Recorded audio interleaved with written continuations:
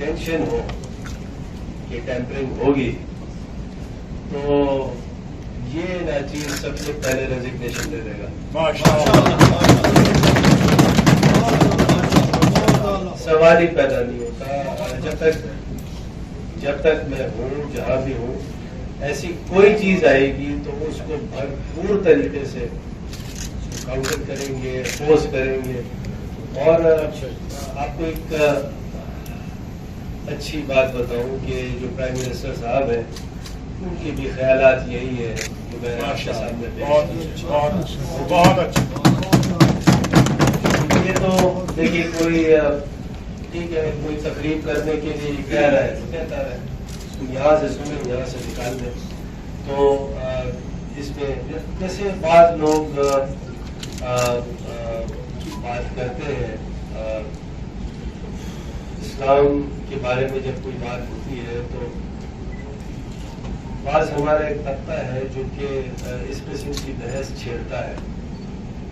وہ بحث اس طرح کی ہوتی ہے کہ ہم تو لبرل بن جائیں, ہم مسلمان تو ہے لیکن ہم یعنی اس طرح سے مسلمان نہ ہوں.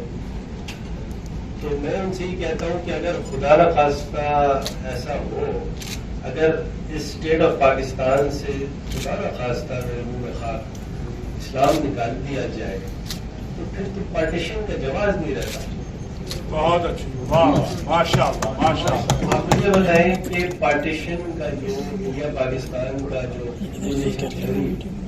آپ کے سامنے ہے, جو حضرت علامہ اقبال, ہمارے قائد اعظم محمد علی جناح, لیاقت علی خان صاحب, جو ہمارے سمجھے کہ کانسٹیٹیوشنل فاؤنڈرز ہیں اس ملک کے, یہ ان کی سوچ تھی. اور آج یہ سوچ سامنے آ گئی ہے.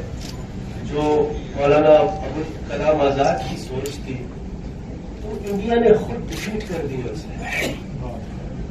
آج جو مسلمانوں کا حال ہندوستان میں ہے وہ آپ سب کے سامنے.